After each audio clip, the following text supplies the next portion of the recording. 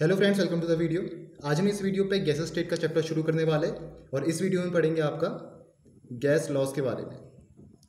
ठीक है, gas laws क्या बताता है? ये आपका रिलेशनशिप बताएगा प्रेशर, वॉल्यूम और टेम्परेचर के बीच में। ठीक है, पी, वी और टी के बीच में आपका ये रिलेशनशिप बताएगा। जो जनरल बिहेवियर होता है गैसेस का, वो आपका यहाँ पर गैस लॉ बताता है। सबसे पहला जो आपका लॉ आता है वो है आपके पास यहाँ पर बॉयल्स लॉ। ठीक है, बॉयल्स लॉ के अकॉर्डिंग क्या था आपका, किसी भी कांस्टेंट टेम्परेचर पे, at any constant temperature T, जो आपका वॉल्यूम है वो आपका इन्वर्सली प्रोपोर्शनल होता है प्रेशर के। ठीक है, मतलब जैसे जैसे आपका वॉल्यूम बढ़ेगा वैसे वैसे आपका प्रेशर डिक्रीज करेगा। अगर वॉल्यूम डबल होगा तो प्रेशर आपका हाफ हो जाएगा, या अगर प्रेशर आपका डबल होगा तो वॉल्यूम आपका हाफ हो जाएगा। तो ये रिलेशनशिप था आपका वॉल्यूम और प्रेशर के बीच में। ठीक है, इन्वर्सली प्रोपोर्शनल थे। एग्जाम्पल देखते, और मान लीजिए हमारे पास एक बीकर है। ठीक है, इसमें आपकी गैस फिल है जिसका वॉल्यूम आपका 1 लीटर है। ठीक है, और जो प्रेशर अप्लाई हो रखा वो हो रहेगा आपका 1 एटमॉस्फेरिक प्रेशर। ठीक है, एक एटमॉस्फेरिक प्रेशर पे आपका वॉल्यूम है 1 लीटर। तो जैसे हमने प्रेशर आपका यहाँ पर डबल किया, जब आपका यहाँ पर प्रेशर डबल हो गया, प्रेशर आपका जब 2 एटमॉस्फेरिक हो गया, तब आपका वॉल्यूम क्या हो गया 0.5 लीटर। मतलब जब हमने प्रेशर आपका डबल किया तो वॉल्यूम आपका हाफ हो गया है 0.5 लीटर। तो ये रिलेशनशिप था आपका वॉल्यूम और प्रेशर के बीच में कि इन्वर्सली प्रोपोर्शनल थे। ठीक है, क्योंकि जैसे हमने प्रेशर बढ़ाया वैसे आपका वॉल्यूम हाफ हो गया। ठीक है, डबल करने में आपका वॉल्यूम हाफ हो गया। ठीक है, ग्राफ देखते क्या होगा आपका। अगर हम यहाँ पर प्रोपोर्शनल साइन हटाएंगे तो क्या आएगा, v इक्वल्स टू के अपॉन पी और P V equals to K. ठीक है, इनिशियल प्रेशर से वॉल्यूम की बात करें तो P1 V1 equals to P2 और V2। ये रिलेशनशिप रहता है आपका बॉयल्स लॉ का।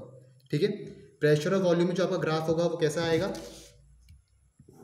इस साइड वॉल्यूम हो गया, इस साइड आपका प्रेशर हो गया, तो कैसा आपका आएगा, कुछ ऐसा जाएगा। ठीक है, क्योंकि आपके इन्वर्सली प्रोपोर्शनल है।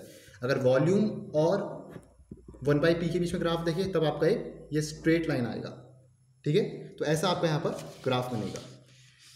ठीक है, सेकंड क्या है आपके पास यहाँ पर, सेकंड जो लॉ है वो आपके पास है यहाँ पर चार्ल्स लॉ। चार्ल्स लॉ क्या कहता था, किसी भी कांस्टेंट प्रेशर पे, एट एनी कांस्टेंट प्रेशर, जो आपका वॉल्यूम है वो आपका डायरेक्टली प्रोपोर्शनल होता है टेम्परेचर के। ठीक है, जैसे जैसे आपका वॉल्यूम बढ़ेगा वैसे वैसे आपका टेम्परेचर भी इंक्रीज करेगा। तो ये था आपका चार्ल्स लॉ का स्टेटमेंट। ठीक है, प्रोपोर्शनल साइन हटाएंगे तो क्या आएगा, v equals to K into T, V upon T equals to K. ठीक है, इनिशियल वॉल्यूम और टेम्परेचर क्या होगा, v1 upon T1, final volume और टेम्परेचर के लिए v2 अपॉन T2।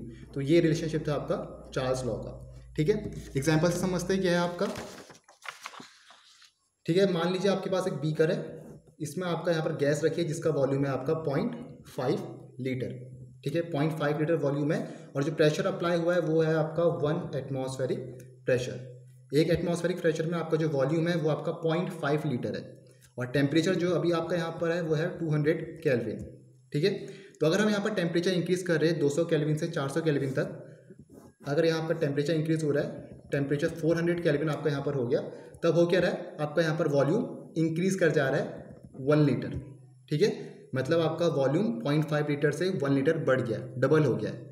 ठीक है, क्योंकि आपका यहाँ पर टेम्परेचर 200 केल्विन था, जैसे हमने टेम्परेचर डबल किया आपका वॉल्यूम भी डबल हो गया। क्योंकि जो चार्ल्स लॉ का आपका यहाँ पर रिलेशन है वो आपका क्या है, वॉल्यूम आपका डायरेक्टली प्रोपोर्शनल है टेम्परेचर की। ठीक है, तो जैसे ही वॉल्यूम आपका डबल हुआ टेम्परेचर भी आपका डबल हो जाएगा। तो यही चीज़ आपकी यहाँ पर हो रखी है, और जो प्रेशर रहेगा वो आपका सेम रहेगा 1 एटमॉस्फेरिक, क्योंकि एट कांस्टेंट प्रेशर की आपकी यहाँ पर बात हो रखी है। ठीक है, तो ये था आपका यहाँ पर चार्ल्स लॉ। ठीक है, अगर हम ग्राफ की बात करें वॉल्यूम और टेम्परेचर के बीच में, तो वो आपका एक स्ट्रेट लाइन आएगी ऐसे। ठीक है, वॉल्यूम आपका वाई एक्सिस में और टेम्परेचर आपका एक्स एक्सिस में। तो ये होगा आपका चार्ल्स लॉ का ग्राफ। ठीक है, नेक्स्ट आता है आपके पास वो है गे लुसेक लॉ। गे लुसेक लॉ, गे लुसेक लॉ को हम कहते हैं आपका प्रेशर टेम्परेचर लॉ भी। ठीक है, जो दूसरा नाम है इसका वो है आपका प्रेशर टेम्परेचर लॉ। ठीक है, ये क्या कहता है, किसी भी आपके कांस्टेंट वॉल्यूम पे, एट एनी कांस्टेंट वॉल्यूम, जो आपका प्रेशर होगा वो डायरेक्टली प्रोपोर्शनल होगा आपके टेम्परेचर के। Pressure will be directly proportional to temperature.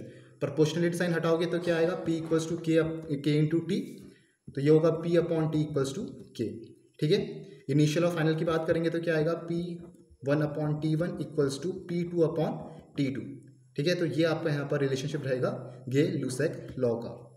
ठीक है, कि किसी भी कांस्टेंट वॉल्यूम में जो आपका प्रेशर है वो डायरेक्टली प्रोपोर्शनल होता है आपके टेम्परेचर के। ठीक है, फाइनल लॉ जो आता है वो है आपका एवोगैड्रोस लॉ, एवोगैड्रोस लॉ।